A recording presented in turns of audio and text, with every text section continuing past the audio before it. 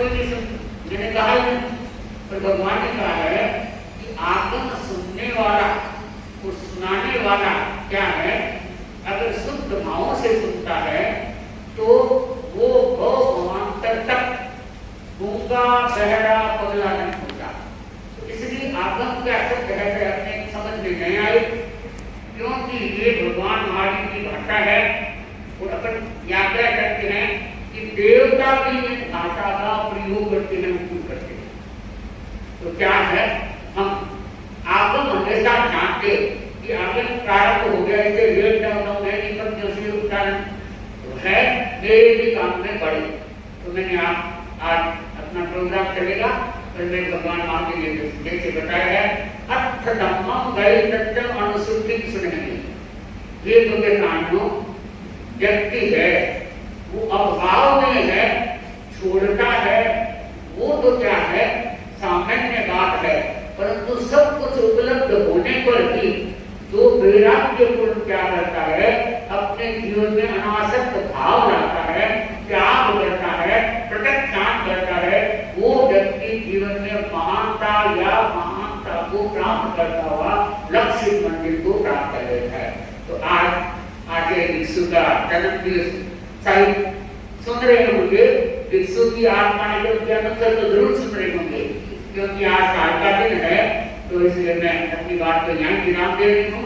और अब आज बुद्ध दिवस की है, साथ में जन्मदिन की है, आज के दिन आज जिसने बुद्ध की प्राप्त की, तो इसके बारे में भी आप सुनेंगे। मैं अब अपनी बात को, आप उनकी बात को यहाँ विराम दे रही हूँ। और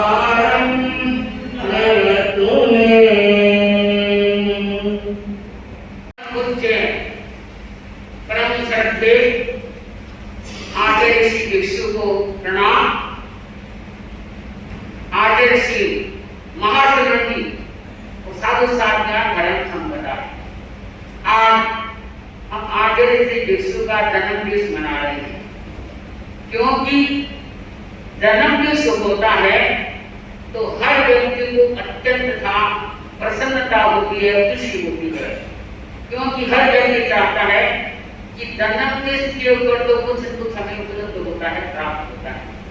बंधुओं, आचार्य भिक्षु एक ऐसे महान व्यक्तित्व के धनी थे, जैसे ठीक कहा है द ओशन, समुद्र के समक्ष एक बूंद का कोई अस्तित्व नहीं होता, तो मैं अगर गुरुदेव का व्यक्तित्व उन्नतित्व में अपने शब्दों में कहूं तो ये संभव नहीं है, क्योंकि आचार्य विष्णु का जीवन ऐसा था, असंभव कार्य को भी वो संभव बना देते। और आपने 13 पंथ धर्म संघ में कितने कितने कष्टों को सहन किया, क्योंकि आपका दृढ़ संकल्प था, बड़ा मजबूत था और आपके विचारों में सत्यता थी। जिस व्यक्ति के विचारों में सत्यता होती है वो व्यक्ति क्या है, चाहे रुक भी गया तो पीछे नहीं मुड़ता, आगे बढ़ता ही रहता है। परंतु आचार्य विष्णु 13 पंथ धर्म संघ के आद्य प्रवक्ता, आपने कभी नहीं सोचा कि इस प्रकार से मैं संघ को चलाऊंगा या वर्चस्व तेजस्व बढ़ेगा, क्योंकि कहते हैं तीर्थंकर की माता होती है, उनको 14 सपन आते हैं, परंतु आचार्य विष्णु की मां दीपावली, जिनको भी सिंह का सपना आया था, और आपको जब यही पता चला कि मेरा बेटा है वो सिंह की तरह घूमता रहेगा, आज हम देख रहे हैं, कहते हैं कि आचार्य विष्णु है, आपका जन्म हुआ तो जन्म जात से पहले या उस समय के बाद आप प्रतिभा संपन्न थे और रूढ़ियों के प्रति आपको कोई खुशी नहीं थी, क्योंकि रूढ़ियों को आप कट्टर विरोधी थे। कहते हैं कि जो महान व्यक्ति आता है, घर में बच्चा पैदा होता है, अगर उनके महानता के चिन्ह होते हैं तो वो आध्यात्मिक और भौतिक दोनों सुखों से भी क्या है, सही प्राप्त होता है, और अपने परिवार में ही आसपास के हैं वो भी सुखदमय हो जाते हैं। कहते हैं कि होनहार बच्चा होता है वो लक्षणों से लक्षित होता है।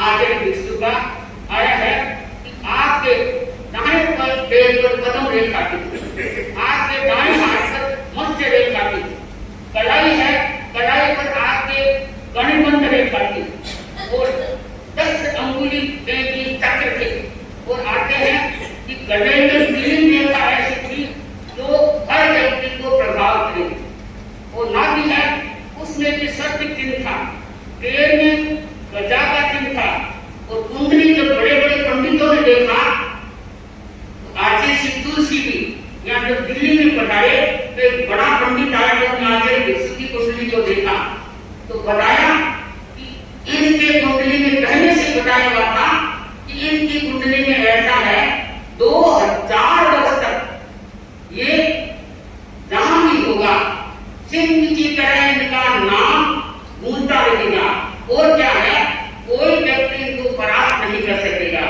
परंतु जब ये जन्मजात से या थोड़े बड़े हो गए तब भी पंडितों ने इस बात प्रकार की बात कही कि ये कहां भी थे, ये क्या है, हमेशा अंधेरे में उजाला करता रहेगा।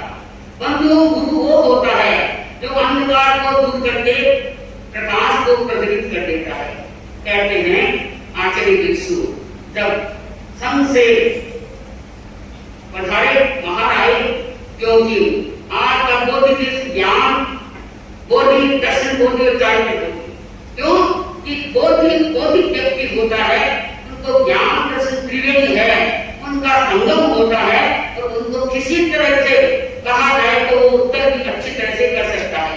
कहते हैं एक बार आचार्य विष्णु का नाम सुना तो गुलाब ऋषि आचार्य आए, और उन्होंने सोचा कि यहाँ विष्णु विराजमान है तो अच्छा है, नाम उनका बड़ा सुना है, वर्चस्व भी है, तेजस्वी भी है, और वो बेवाड़ी है, तो उनसे बात की जाए तो कहते हैं कि गुलाब ऋषि की है वो आचार्य विष्णु से मिले, मिलके कहा कि चलो प्रश्न उत्तरों की बात करें, उन्हें फरमाओ, क्योंकि आज की विनम्रता हमेशा में सहजता थी। हर व्यक्ति को ये बोध मिलता है कि आचार्य विष्णु महान व्यक्तित्व के धनी थे, उनके व्यक्तित्व कर्तृत्व के बारे में कहा नहीं जाता, फिर भी उनकी विनम्रता ऐसी थी कि हर व्यक्ति को अपने आप को बना लेते। तो कहते हैं गुलाब ऋषि जी ने कहा आचार्य जी ने तो कहा कि चर्चा है कि बोलो, तो कहा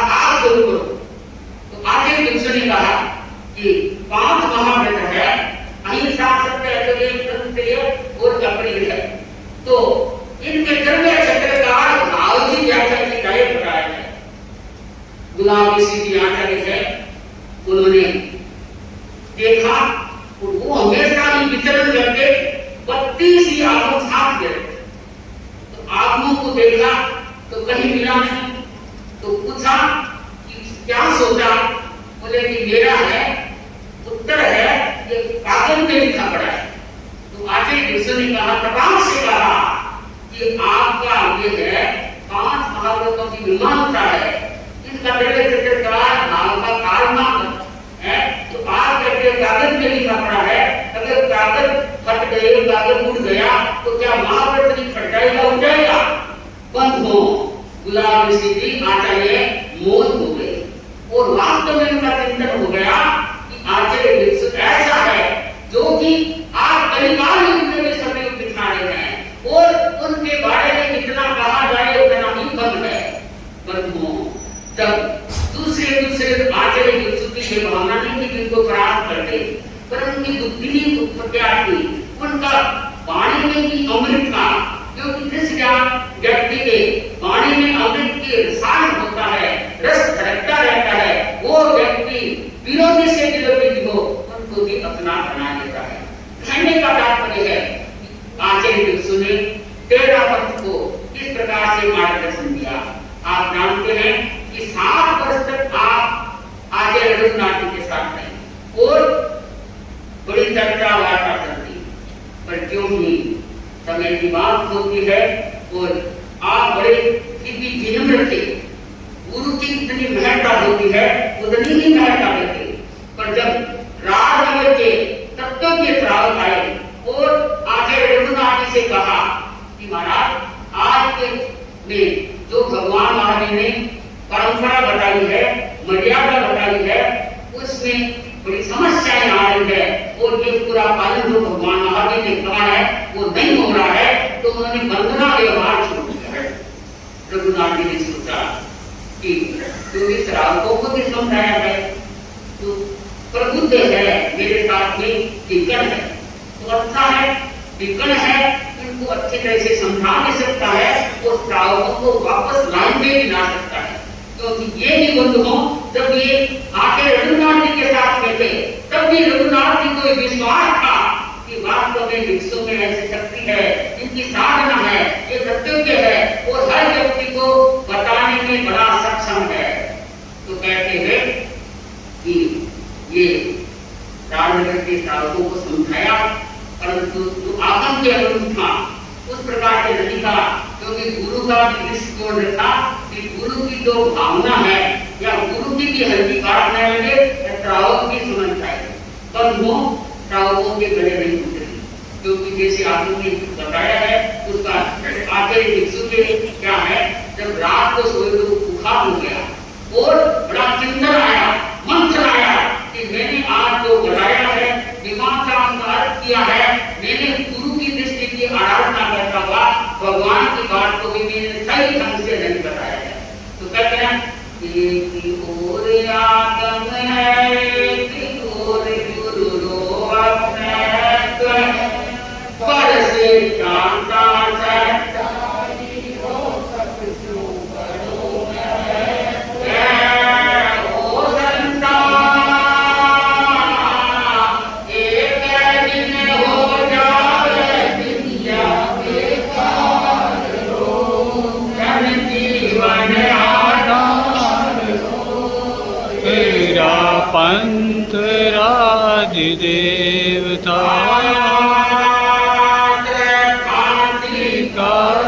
तेरा पंथ राधि देवता। ने सोचा एक आगम है, भगवान महावीर की वाणी है, इस वजह से मैंने क्या है सही ढंग से समस्या का समाधान नहीं हुआ, तो गुरु को नहीं याद रखा। एक और आगम है, एक और दुर्गत है, पर सिद्धांत आ सकता है, वो सबसे बड़ा महत्व है। सिद्धांत ने जो बताया है, भगवान महावीर ने जो बताया है, उनको सही ढंग से कहना था। तो क्या है, चाहे आप कितनी दुनिया लगा लो, पर आगे अक्सर नहीं होगा, एक होता है, 2 होता है, 5 हो, तो आपको कुछ नहीं मिलेगा। मैं आपको आचार्य भिक्षु की बात बता रही हूँ, इससे पहले हम गच्छ को जा रहे थे, एक भाई ने किसी से रुपया मांगा, रुपया मांगा था, तो उसने देने वाले ने ये कहा कि आपको मुफ्त देना पड़ता है, क्योंकि मेरे 1 नंबर का काम है, 2 नंबर का है, तो इसलिए आप भी के दे देना, उतना आपको मिल जाएगा। वो बेचारा जल्दी भी होगा जा है, तो क्या है, इंडिया लगाई आती है, ये नहीं चाहिए 2 लाख हुआ नहीं, वो कागज पकड़ा दिया तो उसने देखा कि तो इंडिया लगा दी, तो नक्सर है कि क्या खाली का खाली रहेगा। पूछा भी मेरे भेजना था कि आप मेरे को इंडिया 0 में साथ कर देगा, आप समझ गए होंगे। व्यक्ति अंत को भूल जाता है, फिर वो भटक जाता है। तो आचार्य यही था। एक और क्या है, एक क्या समझ जाए इंडिया के कार्य इंडिया का आप आचार लगा लो, तो आगे काम करने होगा तो आपको कुछ नहीं मिलने वाला है। तो आगे ने यही सोचा, बुखार परिस्थिति पर अगर मेरा संकल्प है, मेरी बुखार उतर जाए, तो मैं जैसा तथ्य है, जैसा भगवान महाराज ने बताया है, उनके अनुरूप ही मैं करूंगा। तो बंधुओं, उन्होंने यही अरविंद स्वामी को बड़ा निवेदन भी किया, विनम्रता से भी चला कि गुरुदेव, जो भगवान महाराज ने हमें महान सुर्तियों के बारे में समझाया है, ये हमारी शिथिलता है, तमीर है, क्योंकि उपासकों में साधु संतों की लिखी पुस्तकें हैं, अपने ग्रंथ नहीं है, पाठ रख देते हैं, वक्त रख देते हैं, ये भी साधु को मतलब कई बातें चली, परंतु रघुराज ने यही कहा कि बात है जैसे चलने दो, जैसे चलना है, जैसे करने का तात्पर्य है। भिक्षु के मन में आया, जब घर को ही छोड़ा, परिवार को ही छोड़ा, तो क्या है, साधु मन को भगवान महाराज ने जैसे बताया है, जैसे मेरे को पालन करना है। तो बंधुओं, आचार्य भिक्षु के मन में यही नहीं था, मेरे को संग चलाना है, मेरा नाम रोशन करना है, यही रहा कि आत्मा का कार्य साधना मर पूरा कर देना। एक निश्चित संकल्प था कि आत्मा का कार्य यानी आत्मा के परमात्मा को पाना है। चाहे इतने संकीर्ण कष्ट आए, कितने प्रकार की क्या है, कठिनाइयां आती है, परंतु दोनों जहाँ कठिनाइयां होती है, उनको पार करना बड़ा मुश्किल होता है। जहाँ सीधी सड़कें होती है, वो व्यक्ति फटाफट निकल जाता है। भगवान महावीर ने जैसे राम का बताया, आगे विष्णु कौंडिन्यों में चले, और कौंडिन्यों ने ऐसा राग हमारे कारण को दे दिया कि हम आज जीवन में मस्ती से जीवन जी रहे हैं। कहने का तात्पर्य है कि विष्णु वास्तव में ऐसे थे जिन्होंने आज भारत में नहीं, अनेक प्रांतों में कहे गए नहीं, और उनकी वाणी आज भी बोल रही है। क्यों? जहाँ आपका जन्म हुआ, जहाँ विष्णु चले, जहाँ पढ़ाई, वहाँ का दृष्टिकोण का, वहाँ का आभा मंडल भी बड़ा सत्य हो गया। तो आज हर व्यक्ति कहते हैं, आओ आओ जी पधारो मारा श्याम, तुझे तेरे भक्त बुलाते हैं।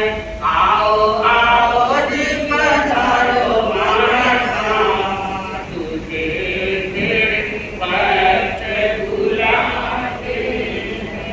सब करते पल पल याद, तुझे तेरे भक्त बुलाते हैं। कंटालिए वाले गुण गरिमा, गाते हैं नर तारे नारी। कंटालिया के गुण गरिमा वाले, गाते हैं सब नर नारी। जल्दी पधारो आशीर्वाद दो, तेरी महिमा न्यारी। जल्दी पधारो सागरा पधारो, उस्लाय भवन में पधारो। दे दो आशीर्वाद को नाम, दे दो आशीर्वाद को हो जाए ओ सब संगा, तुम्हें तेरे भक्त बुलाते हैं। आओ आओ पधारो मारा श्याम, तुझे तेरे भक्त बुलाते हैं। आषाढ़ी तेरस गाये शुभ दिन, मंगलमय सुख गाई। आषाढ़ी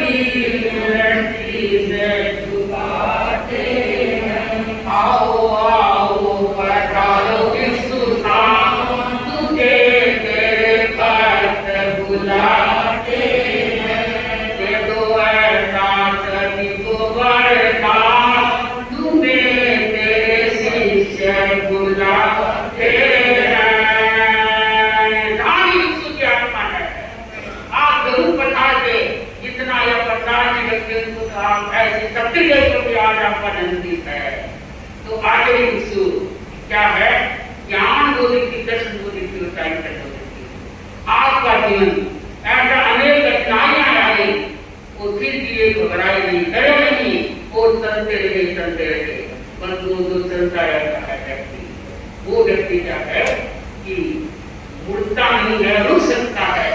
तो मैं आप आते से यीशु के जन्मदिन पर ये मंगल कामना भी करती हूँ, ये भावना भी करती हूँ कि चाहे आपने किसी को परास्त किया या नहीं किया, चाहे आपने क्या है किसी को वीरोपन्नों की बरसात की या नहीं की, परंतु आपने कलिका युग में और आप पंचम कलिका में भगवान महावीर ने बताया कि 10,000 वर्ष बाद में सारी ऐसी स्थितियां आएगी, परंतु लग रहा है कि समय की उत्पीड़ना हो रही है। उत्पीड़ना के कारण आज 3,000 वर्ष नहीं हुआ है, फिर भी हर व्यक्ति क्या है ट्राई कर रहा है। ऐसे पानी बरसता है आकाश से, लग रहा है ऐसी बीमारियां बरस रही है, लोगों की भावना भी कलुषित होती जा रही है और व्यक्ति क्या है धर्म को भूलता जा रहा है और अपने जीवन में बाहर का श्रृंगार कर रहा है। आगे भी इसने भी सिखाया कि अंतरात्मा जब बन सकती है कि बाहर सुखों को छोड़ के अंदर में जाती है। तो एक शिक्षा को हम याद करें आपके जन्मदिन पर कि आपकी आत्मा रहती है, चाहे आप इंद्र विराजमान है, आपको शायद कोई सत्यावंतर नहीं है, पर आपके जो उत्तर है वो ऐसी शक्ति दे कि हर व्यक्ति है कदमों को घटाता रहे और शरीर को निरोग रखे।